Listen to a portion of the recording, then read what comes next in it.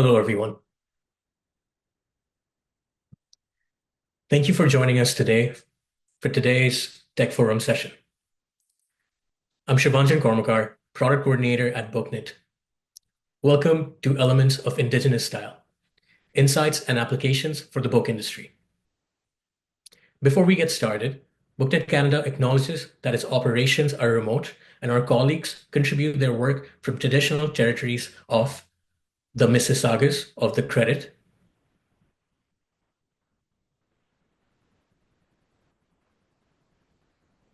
the Anishinaabe, the Haudenosaunee,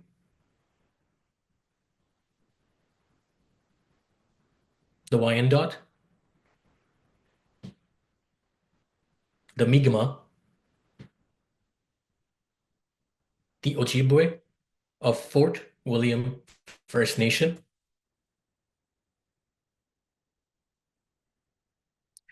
the Three Fires Confederacy of First Nations, which includes the Ojibwe, the Ottawa, and the Potawatomi.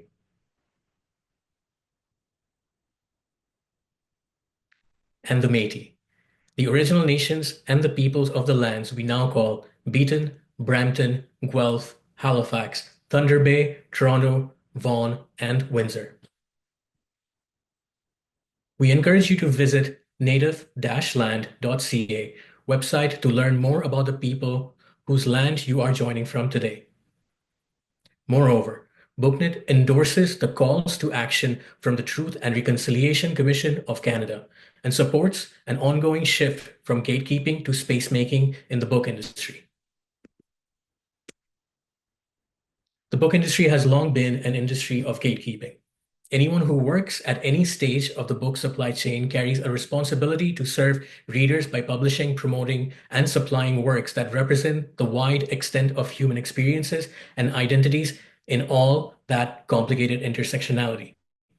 We at BookNet are committed to working with our partners in the industry as we move towards a framework that supports space-making, which ensures that marginalized creators and professionals all have the opportunity to contribute, work, and lead. For our webinar today, if you are having difficulties with Zoom or have any tech-related questions, please put your questions in the chat or email techforum@booknetcanada.ca. We're providing live ASL and closed captioning for this presentation. To see the caption, please find the Show Captions button in the Zoom menu at the bottom of your screen. If during the presentation you have questions for us, please use the Q&A panel found in the bottom menu. Lastly, we'd like to remind attendees of the Code of Conduct. Please be kind and respectful. Please do not record these sessions. We have a zero tolerance policy for violations of our Code of Conduct, so please report any harassment to the Tech Forum team. Now, let me introduce Caitlin Littlechild, who will be our moderator for today's session. Caitlin is the Executive Director of the Indigenous Editors Association. She's also the founder of both Caitlin Littlechild Editing and Juno Communications.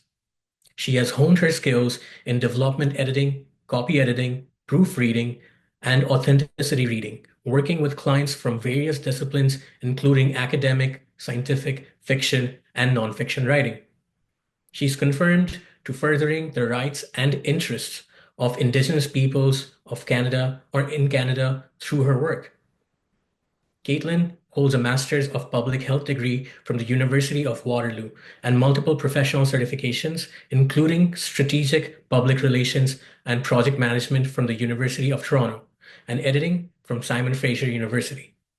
She has facilitated numerous sessions and workshops for Editors Canada, where she is a member of the board. Over to you, Caitlin. Hello, everyone, and welcome. I'm Caitlin Littlechild, and I'll be your moderator for today's session. I am Plains Cree, a member of Sweetgrass First Nation in Saskatchewan, but I'm coming to you today from Oromocto, New Brunswick. It's a pleasure to be here with you. Joining me is Warren Cariou. Warren is a writer, scholar, and photographer based at the University of Manitoba, where he teaches in the Department of English, Theater, Film, and Media.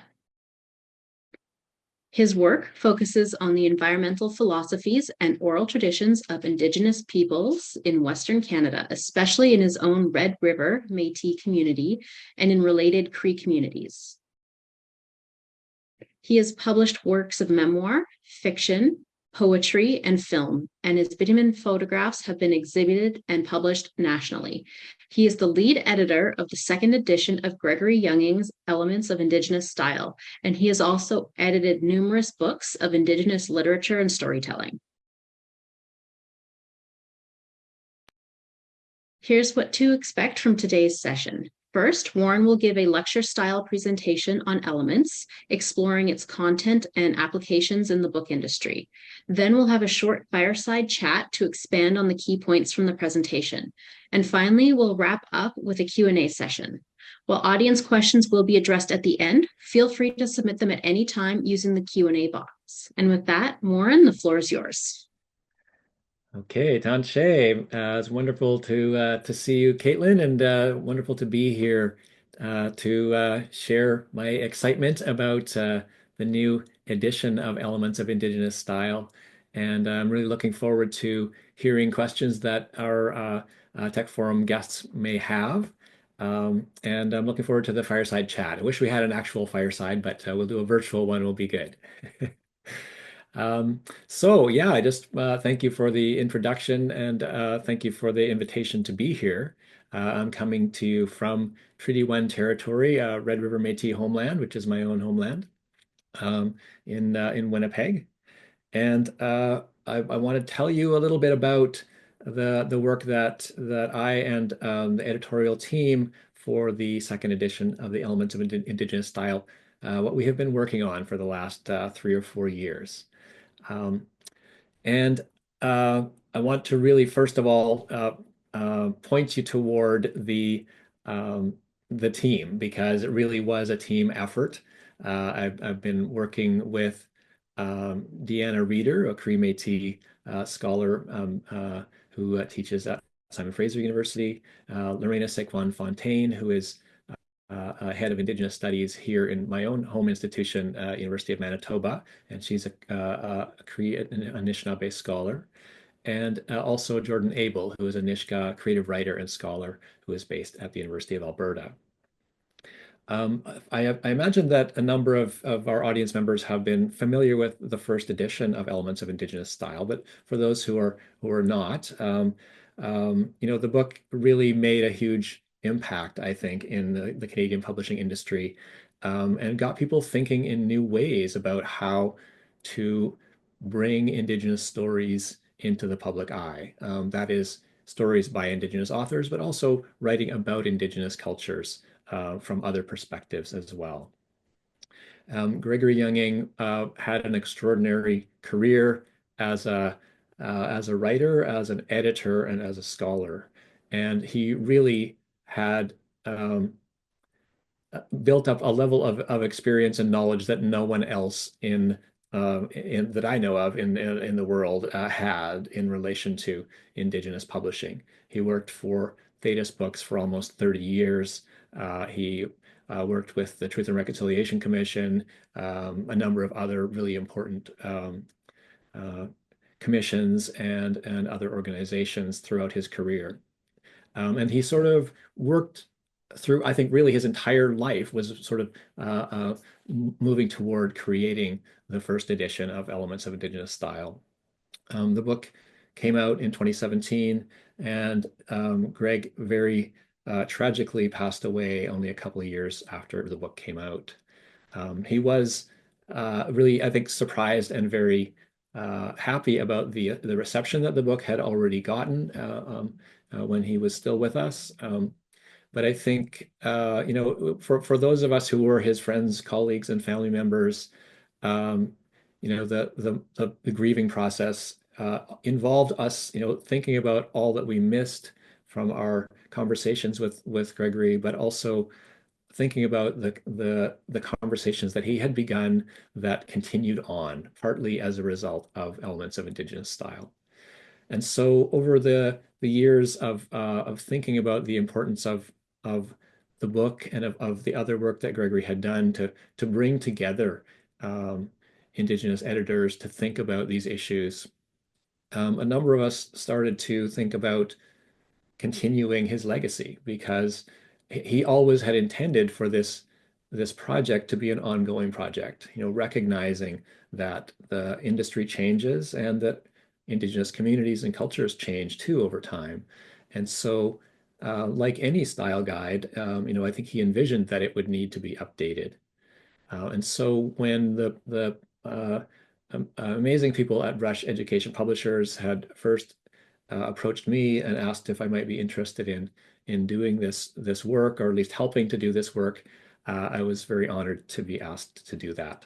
And then I thought about assembling a dream team to help do that work, because I certainly felt that I had not nearly the experience that Greg had over his lifetime, and didn't have the knowledge base. And then really, with all the four of us in our editorial team, that was my dream team that all said yes. I was very happy about that. All of us recognized that none of us had the extraordinary level of experience and knowledge that Greg brought to that initial book. But we felt that working together, pooling our knowledge bases and our different expertise, we could approximate a little bit of what he had started. And really, we wanted to think about this as just continuing that conversation. And really, we ended up structuring the second book, the second edition, around two conversations, the one that Gregory began, and then the next one that we on the editorial team and our other contributors are continuing.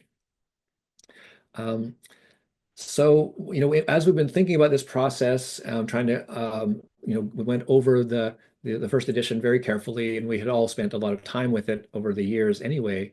But we started to think about, things that could perhaps be updated, but also, maybe new sections that could be added to the book that might help to, elucidate some of the issues that Greg had already noted, but also in some cases, new issues have arisen in the intervening years, and so we wanted to give some further attention to those issues in this new edition.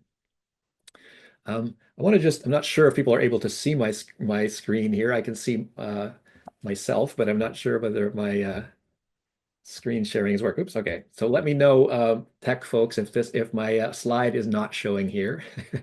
But I just wanted to look back to 2015 when Gregory Younging was instrumental in the creation of the Indigenous Editors Circle, which is still continuing. A new version of the Indigenous Editors Circle is going to be meeting this summer.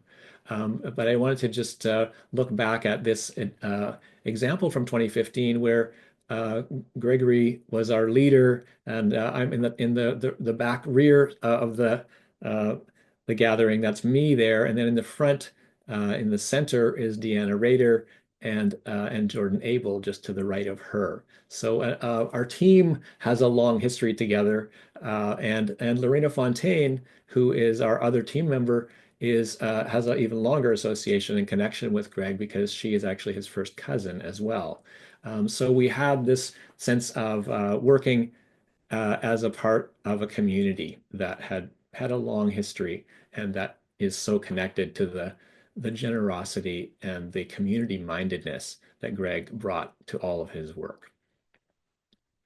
So what is in the new edition of Elements of Indigenous Style? I'm just going to go over a brief overview here, and then I'll talk about in a little bit more detail about the different chapters that we've added. But I want to reiterate, first of all, that basically everything that Gregory Younging contributed in that first edition is still here in the second edition. We found that his work is just so well thought out. There was certainly no reason for us to remove anything, but we also wanted to be sure that we presented the information in a way that's the most useful to readers. And so we found, after consulting with a lot of people who had been working with the first edition, that people would often pick the book up to find a particular thing because that's the nature of working with a handbook of this sort. And so we tried to reorganize the principles of Indigenous style that are placed in the book, to we actually have them in two different places so that they're easier to find. Um, and we also kept all of the chapters 1 to 8 that we are now calling the first conversation, which really made up the majority of the first edition. We also really felt it was very important to keep Gregory's essay, which is at the end of the first edition and remains at the end of our second edition, on Naritas Nullius, which is really all about colonial ideas of claiming indigenous knowledge.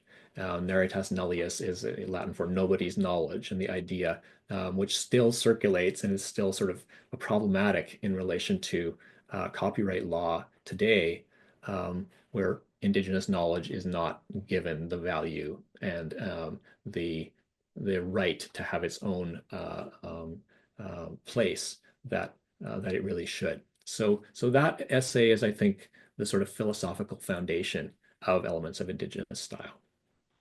We also kept most of the case studies that Gregory had provided in the first volume. We've renamed them example stories in the second edition because we've sort of expanded our definition. We've added some, and I'll tell you about those in a minute. But those are really success stories, Indigenous publishing practices that that Gregory felt were working and were helping to solve some of the problems that he had identified in the first edition. So we were very happy to reproduce those and to add some new ones this time around. So what is new? We have 4 new chapters and then some other sections as well that we have added.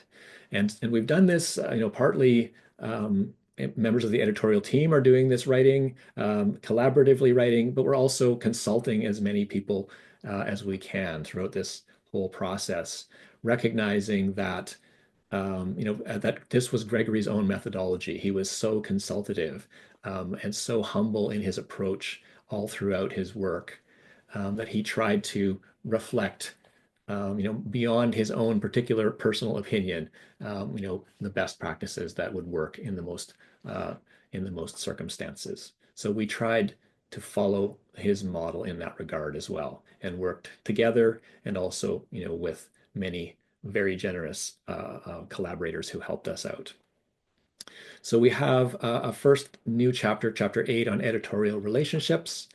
And then we have chapter 9, which is understanding identity and community affiliation. I'll tell you more about each of these in a moment. Then we have chapter 10, Two-Spirit, Trans, and Indigiqueer contexts. And chapter 11, practices to support Indigenous linguistic and cultural sovereignty. And then our final additional chapter, emerging issues in the digital environment. As I had mentioned, we've added some example stories, so additional contributions there. And then we have added the guiding principles of the Indigenous Editors Association, which is a really important document and was something that was really crucial for Gregory's thinking as well when he was creating the first edition of the book. And then finally, we have updated the Appendix C, names of Indigenous peoples as well. So I want to maybe just briefly highlight some of the new materials within these chapters, and I'll try to go fairly quickly here without going too quickly for our translators. The chapter 8 on editorial relationships, I think this section really is the heart of the new edition. And it really arises from our gradual understanding that we gained that this was something that was there and implicit in Gregory's practice in the first edition, that editorial practice is relational, and that often in a lot of unfortunate situations, it has been a hierarchical relationship, but that what we wanted to put forward was an idea of Indigenous relationality, which is based on reciprocity and based on equality fundamentally. And so this is something that we realized was there in the first edition, but we wanted to highlight it in this second edition. And so we try to think here about relational editing practices. What does it mean to establish a good relationship in the editing process? How does one, I guess, maybe try to address improper or problematic relationships in the editing process? And we really benefited from one of our contributors in thinking these issues through, and that is Inupiaq editor Rachel Taylor, who we had asked to contribute a section on editing Inuit writing and working with Inuit storytellers. And this essay that Rachel Taylor contributed was just extraordinary in the way that it just boiled down, some of the most important elements of what we had been trying to reach toward in our work in this book. So it was a real inspiration, and we're really thankful to Rachel for that contribution, but also for the way that she inspired us to rethink what we were actually doing in the book. One of the other things that we talk about here in terms of potentially, I guess, fixing problematic editorial relationships is advocating for change in the peer review process in academic publishing, where it is by nature very impersonal. It's that double-blind process. There is no way of understanding kind of relational aspect of that. So we have a section on that. We also have a section on sensitivity reading, how to be a sensitivity reader, whether, or on the other hand, when to potentially seek a sensitivity reader, and maybe also some of the problematics of the use of sensitivity readers in some cases as well. So in chapter 9, this chapter is entirely focused on questions of identity and community affiliation. And we felt it was important to address this in more detail than Gregory had done in the first edition, simply because we had been approached by a lot of people within the publishing industry in relation to questions of identity in relation to a lot of the highly publicized cases of ethnic fraud and allegations of that. And so we wanted to really reflect on the complexities of Indigenous identity and the ways in which Indigenous identity has been affected by various kinds of colonial intervention. Because it is clearly the case that that ethnic fraud is a problem and needs to be addressed and needs to be stopped when we possibly can. But we also were very aware that some people who have genuine connections to Indigenous communities may suffer damage if this is approached in an inappropriate way. And so we wanted to try to set out in as much detail as we could the complexities of Indigenous identity, the ways in which it has been affected by different kinds of colonial intervention. And we also want to think about, within the publishing world, preparing a book and preparing an author for public attention, the public attention of having a book out in the world, and thinking through sensitive ways to address those questions of identity within a controlled circumstance and within a relational and supportive environment. So those were things that we wanted to highlight there. In our chapter 10, we have a section on Two-Spirit, trans, and Indigiqueer contexts. And in this section, we were very, very fortunate to have Ojinahiao writer Joshua Whitehead agree to write an extraordinary essay on this theme for us. Joshua was very generous in his work, and he also helped us to create some more general advice on definitions and the inadequacy of definitions, as we talk about in the opening of this chapter. We also have a small section on gender inclusive language and thinking about Indigenous languages and the ways in which Indigenous languages represent gender, which is quite different from English in a number of cases. In our chapter 11, practices to support Indigenous linguistic and cultural sovereignty, we have a number of related sections in this chapter. And the first one is about Indigenous language revitalization and this vital movement that is, happening in pretty much every Indigenous culture and community that I'm aware of. How can publishers help this work? And we benefited greatly from Lorena Fontaine's work in this area. And she, really helped to guide us thinking about this work, how the complexities of different dialects and the representational politics of how those dialects are represented within different language fonts, and in many cases they're not represented because the fonts are not available yet. So these kind of questions we wanted to foreground here to see how can publishing, how can the work of editors support this vital work.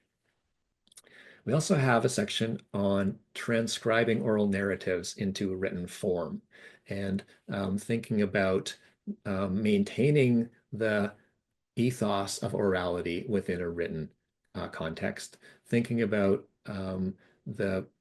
the issues of protocols and of traditional knowledge and dissemination of that knowledge as well. So those, I think, are really crucial aspects of the orality of Indigenous cultures, which of course is very, very important in all the Indigenous cultures that I'm aware of. And then finally, in this section, we have a piece on Indigenous citation practices. And this was really a fascinating one for me. We started looking at the kinds of alternative citation practices that Indigenous scholars are advocating for and are practicing.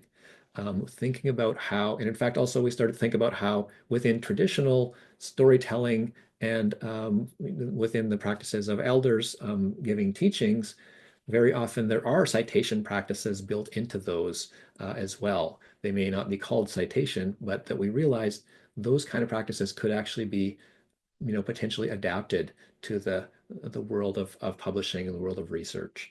And in this work, we really want to highlight Cree scholar Larissa McLeod's templates for citing Indigenous knowledge, which are really, really important in terms of pointing people toward the respectful and more detailed ways of citing Indigenous knowledge. And now the MLA and the APA, and I think also the Chicago Style Manual have recognized that this is an important addition to their own styles as well. So it's really great to see Larissa's work reaching that level of effect within those institutions. So our last chapter that we added was on emerging issues in the digital environment. And we felt we had to call this emerging because in a number of cases, the implications are not clear, really, at least for us, for how these technologies are going to affect some aspects of Indigenous publishing in the future. Digital publishing has been around for quite a while already, and some of our committee members have been very deeply involved in this process. So we have some reflections on the opportunities that digital publishing offers, and also some of the potential pitfalls that are important to keep in mind, especially in relation to the publication of traditional knowledge and questions of ownership there. We also have brief reflections on artificial intelligence and its potential effects in relation to especially the sovereignty of Indigenous knowledge. So we raised some questions about that, but we also wanted to, after consulting with a number of folks in the field, we wanted to be recognizing that there may be some positive ways in which Indigenous creators can utilize AI to actually foreground their own cultural knowledge and to share that knowledge in a productive way. So our final section that I just wanted to highlight here briefly is our example stories, where I said we've kept many of the example stories in the first edition. We've also added one of the University of Regina Press's Indigenous Languages book series. We also have a new essay by Anishinaabe publisher and editor Stephanie Sinclair, who is the new publisher of McClellan Stewart. And then finally, we have an essay on the history of the Indigenous Editors Association, as well, including the guiding principles of the IEA. And this, I think, is a really important part of the book. And it's also something that was sort of drafted during when Gregory was in the process of completing the first edition of Elements of Indigenous Style. So I think that's all I wanted to show you here. I'll stop sharing my screen, or maybe I have already stopped it. Okay, I guess I'm visible here now without that. So just in the last few minutes I have here to reflect on what we've done in the volume. I wanted to just think a little bit about in a sense, what the nature of this work, and this is something that Gregory also had thought about too, that this book as a style guide is very different from most style guides, because we're not really trying to be categorical about laying out rules of how to practice in certain circumstances. And the reason for that is that every Indigenous community is different. And Gregory, very quickly became aware that to make a hard and fast rule would not really be appropriate, because different creators, different knowledge traditions, different protocols, exist within all of these different cultural contexts. And I think this is something that we really came up against when we did our consultation for the book. We realized that making blanket statements about, you must do a certain thing a certain way just didn't really sit well with the diversity of practices that are out there within different cultural traditions. But also, I think it doesn't really fit with the notion of relational editing. That is the idea of being responsive to your partner in the editing process. So what we tried to do instead of setting out rules was we tried to help the practitioners, whatever role that they're playing, whether they're writers, editors, publishers, researchers, questions that they could ask themselves, some ideas and concerns that they should keep in mind, and that then they would have to make a judgment about that, about whether they felt they had gone about and done the proper consultation, made the respectful actions. And of course, we also try to help people to find who they can talk to if they don't know if they're doing things in the right way. But certainly one thing that we came up against, we came up with again and again, is the importance of flexibility. And that is, I think, again, thinking about Indigenous cultures, that are primarily oral cultures, orality is inherently flexible and it fits the situation. And so we felt that it was important to actually prioritize flexibility rather than trying to maintain, sort of a commitment to uniformity or standardization. I think in general, this was a theme that came up again and again for us. The specificity of that context requires a flexible approach, because each project, each author will be different. And so, yeah, we recognize that does go counter to some, I guess, practices within the industry, and that there are forces that want standardization. We do understand the importance of that in some ways, but we felt that in order to be as respectful as possible, and to live the practice of relational editing, it was really important to recognize flexibility. And this is actually something in the editing of our own volume that we had to work through as well, to try to be flexible in relation to, say, for example, different authors and how they wanted their own identity to be represented, rather than us, trying to categorize that in ways that were standardized. We wanted to reflect that each author, each contributor should have their own way of explaining their identity. So that's just one small example. And I guess finally, as we were, working through the project and returning to a lot of these questions again and again, one of the bywords, I guess, or the phrases that kept coming back was something that Gregory said in the first edition, that the primary thing should be showing respect on the page. And I think that is something that we really hope does come through in all of the new contributions, and it certainly is there in all of the contributions that Gregory made in the first edition. So I think maybe I'll stop there for now. I think it's time for some fireside chatting here. But I'm looking forward to questions if anyone has any, and also just really looking forward to talking with Caitlin.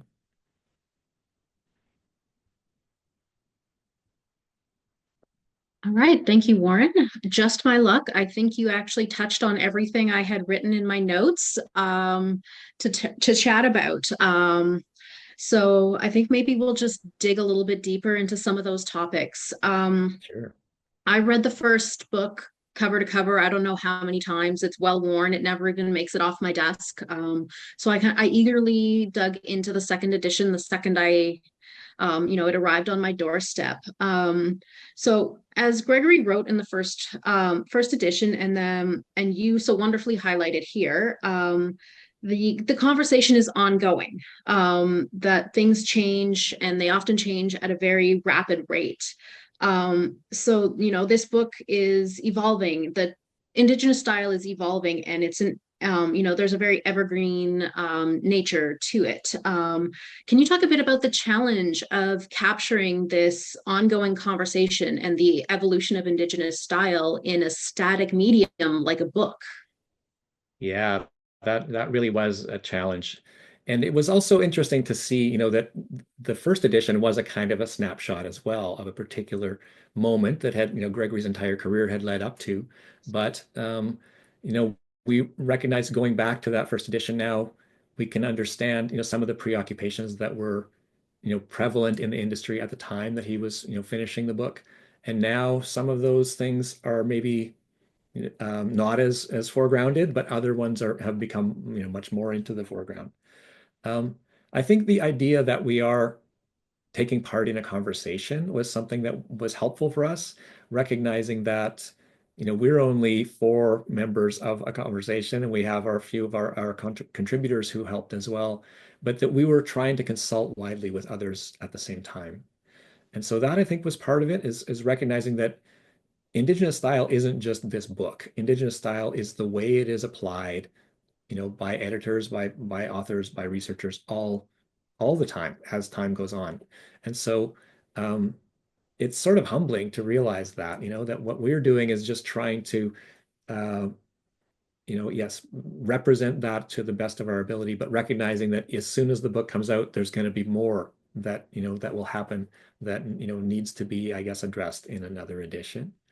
But that's absolutely the case that, Gregory always thought of this as an ongoing conversation. And, one of the other things that is, interesting about this, and in some ways was a challenge, is that um, Indigenous style isn't just a single monolithic thing either. As I was mentioning, the importance of flexibility, the importance of, tailoring each project to the cultural context in which it is being written. And so for us, as members of the editorial team, we have our own specific, cultural contexts, but we recognize that there are others beyond ours, that we are not able to account for everything. And so again, that's, I guess, yeah, that is a bit daunting in some ways, but it is also just a recognition that there is all this work that's going on, even that we're not aware of yet, and that it's a community project.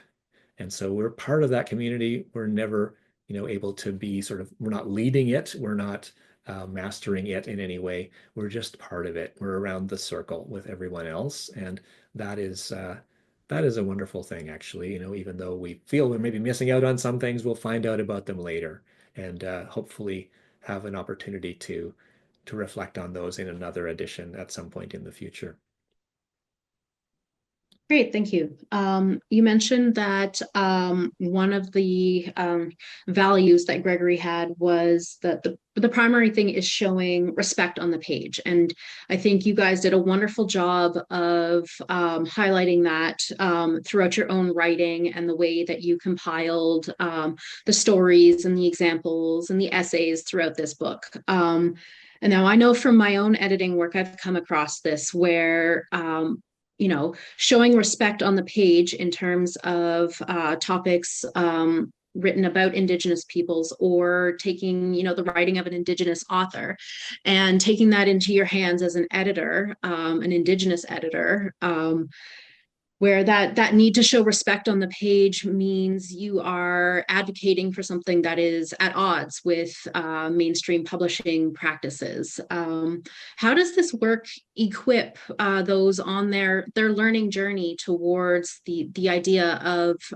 respect? How does this book equip them for that work, for that argument, to recognize the worthiness of pushing back against things that don't serve Indigenous storytelling and Indigenous voices? Yeah, I think that's a really important function of a project like this. At least my feeling is that certainly the first edition really helped for um, people working within the industry who felt that maybe they were taking part in a project that wasn't being done the right way, but they didn't know where to turn to sort of try to show it to their superiors to say, here's a different way we could do it. And so I'm hoping that within the second edition, we're also helping to open the possibility for people to make change within the industry, right? People who maybe felt like something wasn't working quite right, but they didn't know or didn't feel they had the authority to say, this is wrong, or that we could do this better. So to have the book, and I've certainly had, a number of people tell me about, utilizing the first edition that way to, go to their boss and say, look, we could do this a different way. Look, this is, something that comes out of, an entire different way of seeing how Indigenous stories could be brought into the public eye. And I think it is helping that way. And so with the new pieces that we've added, I'm hoping that those will also be starting points for further conversations within the industry, and that people who are reading the book and who feel that that it speaks to them, that they can then bring that into a meeting or into their own workplace in a way and say, here, we should think about this. This is something that has been, I guess, has been, collectively created to represent a lot of different Indigenous experiences, and that is showing, how the industry could be done in a different way. I really think the first edition has already made some significant changes in the way the industry is working. There's still a lot more work to be done, though. So I'm hoping that this second edition will end up being a part of those meetings and those conversations that will be sometimes will be difficult, but I think maybe it will help, especially someone who's maybe junior in their position, to be able to say, this isn't just me speaking. This is a bunch of people who have a lot of experience who are making these suggestions too. That's great. Thank you. I think one of my favorite parts about this book is if you've spent any time, around elders in particular or Indigenous storytellers, you really get a feel for how everything is relational, how stories are used to convey teachings and lessons. And that's something that both editions of this book, but it's really highlighted in the second one, where we've expanded those teachings. And I really love that it's not a conventional style guide. There's no hard and fast rules to follow. And I know that that's frustrating for a lot of people. I know I get a lot of questions about how to interpret the material. I get, people often mention or complain that they can't just look up a word like they can in Chicago and look up a rule and apply it across the board, because that's really not how relationality works. So you guys did, I think, an excellent job of teaching about how to understand relationality and apply that to your work in a way that completely upholds your teachings. I imagine that was a very difficult thing to do, and when you could easily just write a set of rules and you know put it out there as an easy to follow style guide, but instead readers need to really immerse themselves in the topic. They need to understand the lessons and the teachings and then figure out how to apply that on a case-by-case basis. So that's really an amazing feature of both editions, I think, but especially the second conversation in this new one, where there's no rules written out. You learn through the voices of many other people, many other the knowledges, the experiences of a wide range of people from a wide range of backgrounds. They come together in such a beautiful way. So thank you for that. And I think with that, we need to move on to our Q&A session. And I can see we have our questions are quickly being populated here. The first question, someone is asking if this text will be published with a French equivalent. Yes, that's very exciting. I can give that news that we are going to have a French edition of the second edition of Elements of Indigenous Style, and Sarah Henze from Simon Fraser University is the translator, so she's working on it already. I'm not quite sure when it will be coming out, but it is in the works, and we're very excited about that. That's excellent news. The next question, someone is asking, is this guide applicable for all of North America or just the lands now known as Canada? Yeah, we have definitely, our own experience and Greg's experience was largely within what is known as Canada, but certainly, I think a lot of the principles are very applicable. A lot of our examples are focused on the Canadian context, but certainly I have spoken to many writers, scholars, students in south of the 49th parallel who have found that first edition very useful, and I think that these conversations are very relevant to our relatives in south of the border. So yes, and we haven't focused it on entirely on Turtle Island. We're really just because of the nature of our own experience, but definitely I think really a lot of these, in fact, probably almost all of them, are very applicable in broader contexts beyond the Canadian context. Excellent. I'm going to jump down to a later question that ties into that. Where are there global applications to these teachings and these lessons? I think so as well. Again, our own work and our own expertise as members of the committee is more focused within the Canadian context.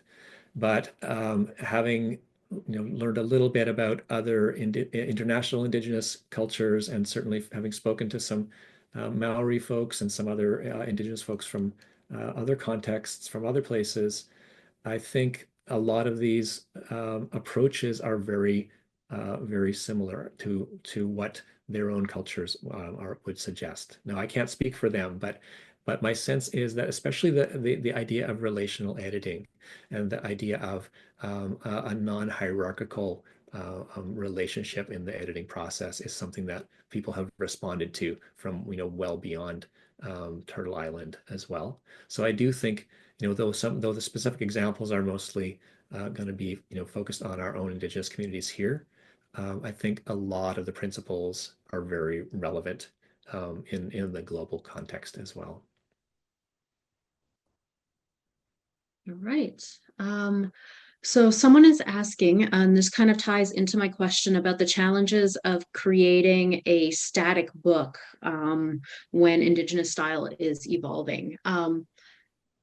Is this guide going to be available as a website, or is it only in printed form? Would something like a website enable it to be more nimble and easier to update?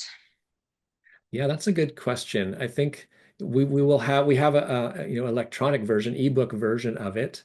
We haven't been thinking about it in relation to a website, although that I think that is one of the things that um, digital publication enables or can enable is that flexibility. I guess the potential, I guess, workload issue around that is that then we would just be always updating.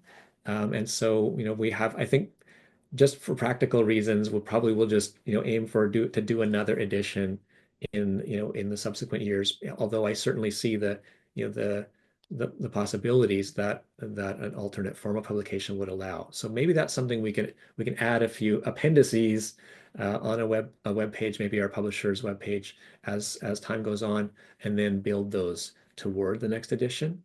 But it is true, the publishing industry is sort of focused on creating that one authoritative version, and that's not how Indigenous stories work, right? They're different each time they're told because they're specific to that particular retelling.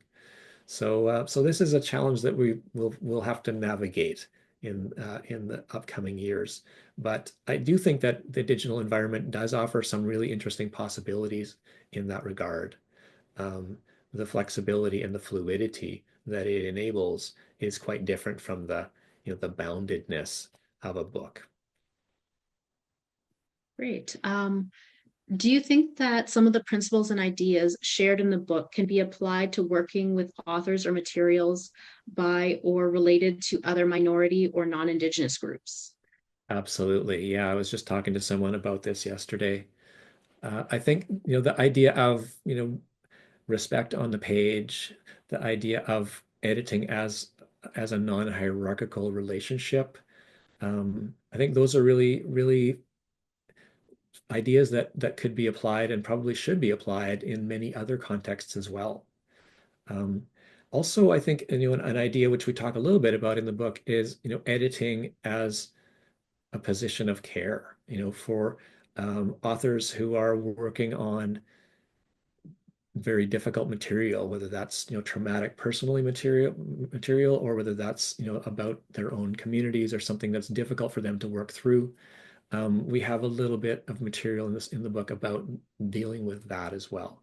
And so I think that is applicable, could be to authors working with difficult material, no matter what their cultural background is. But specifically thinking about other minority authors or work that is representing minority cultures, I think this text is really going to resonate for folks who are working in those areas, especially just in relation to rethinking what the editing process actually is, and trying to remove hierarchy, trying to deal with the problematics of stereotype, and trying to create a sense of safety and comfort for the author so that they can make the story as good as it can possibly be. Great. I think we can address a couple more questions. This question comes in the context of textbook publishing. So this person is wondering what your opinion is about how one might incorporate some of these editorial principles and practices when there's nothing specifically Indigenous about a book project in the context of authorship or content, because naturally there are Indigenous student readers. You mentioned showing respect on the page, which this individual agrees with. Aside, though, from extending this concept to everyone we deal with, what is your sense of how to best incorporate Indigenous perspectives or acknowledge Indigenous presence or involve Indigenous people in book projects that don't deal with Indigenous issues in any explicit way? Yeah, it's a really great question. I think, just the sort of fundamental ways in which Gregory's work and then the second edition tries to build on this sort of reconceptualizes what editing is, and tries to make it much more of a personal and kind of collaborative and relational practice. I think that could be applied, even when the text isn't overtly about Indigenous issues. Um, I think also just the way in which in the early sections of the book, Gregory asks us to reflect on different questions to ask ourselves when we're doing the work. Because sometimes, even if a work may not seem to be about Indigenous cultures or issues, maybe it's stereotyping in a different way. Maybe it's buying into a colonial idea in, say, telling the history of a colonial nation, for example. So even if it doesn't seem to be about indigenous culture, it might still be making some biased kind of approaches to that context. So yeah, so I think in some ways, the sort of fundamental issues that we bring up in the book and that Gregory highlights in the first edition are ones that I think are applicable in all kinds of other contexts as well. Certainly, the focus for us in our work is representations of Indigenous peoples and Indigenous writing and works, but the issues of colonization are, they're present in so many other aspects of society, right? So I think there are many ways in which this work can help people to learn to ask the right questions, I guess, and to wonder whether they need to dig deeper or seek a different perspective on what's being written. Great.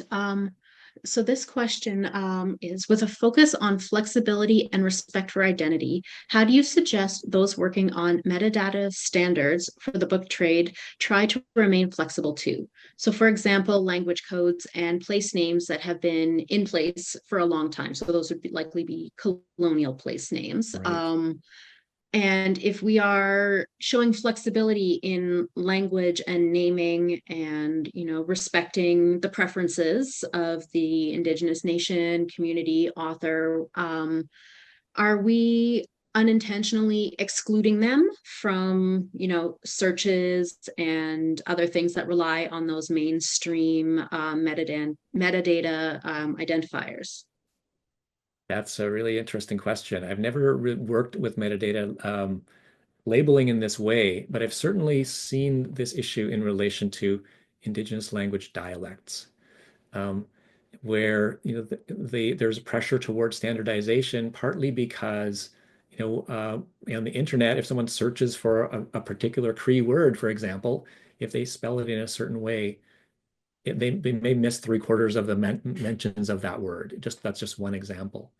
Um, but I think it's still important to respect the diversity of those dialects in this particular case, or to respect the diversity of different place names, the diversity of different identifiers for one's identity. I think I recognize there may be some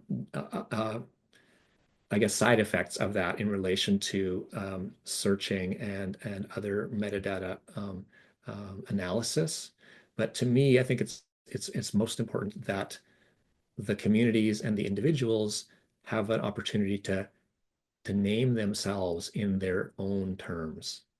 And hopefully there will be enough flexibility for within the data infrastructures for that to be recognized. I know that maybe is giving more work for the metadata labelers, but I think there may be ways of doing that in a way that still respects people's and communities' need, to name themselves in their own way. So yeah, this is a really interesting question. That's something I want to take a note of. Maybe we'll have to follow up on that in our third edition if we're able to make one. Great, thank you, Warren. We are just about out of time, so I will turn it over to our host for some closing remarks. Thank you so much, Caitlin and Warren, for joining us today. That was very insightful. I'm very glad that I was here, and I'm sure all of our guests are as well. Um, If you're interested in getting a copy of Elements of Indigenous Style, we've partnered with its publisher, Brush Education, to offer attendees a 20% discount on print and ebook copies. We've shared the details in the chat and will also send them via email along with the recording. Before we go, we'd love it if you could provide feedback on this session. We'll drop a link to the survey in the chat. Please take a couple of minutes to fill it out. We'll also be emailing you a link to our recording of this session as soon as it's available. To our attendees, we invite you to join our upcoming session on the Rise, Book Subjects on the Move in the Canadian Market, scheduled for March 27th. Find more information about all the upcoming events and recordings of previous sessions on our website, bnctechforum.ca. Lastly, we'd like to thank the Department of Canadian Heritage for their support through the Canada Book Fund. And thanks to all of you for attending.